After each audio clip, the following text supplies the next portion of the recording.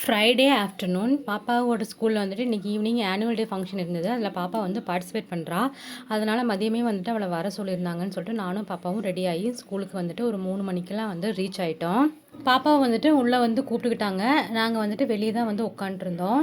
Snacks கொடுங்க, தண்ணி கொடுங்க அப்படின்னு சொல்லி கேட்டுகிட்டே இருந்ததுனால நாங்கள் ஸ்டேஜுக்கு முன்னாடி இருந்த சேர்லேயும் போய் உட்கார முடியல. கிளாஸுக்கு வெளியே தான் வந்துட்டு 7 மணி வரைக்கும் உட்காந்துட்டு இருந்தோம்.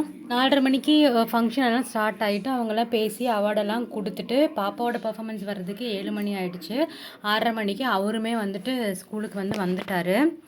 7 மணிக்கிட்ட தான் பாப்பாவை வந்துட்டு ஸ்டேஜுக்கு வந்து கூட்டிகிட்டு போனாங்க.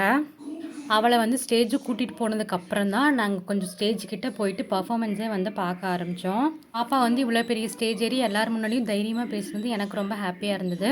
எல்லா சென்னையிலுமே குழந்தைங்களை வந்து பார்ட்டிசிபேட் பண்ண வச்சதுனால ஃபங்க்ஷன் முடிகிறதுக்கு 10:45 ஆயிடுச்சு. ஆனால் அந்த டைமுக்கும் பாருங்கள் எவ்வளோ டிராஃபிக்காக இருக்குது அப்படின்னு சொல்லிட்டு. இனி நாளைக்கு பார்க்கலாம். பாய்.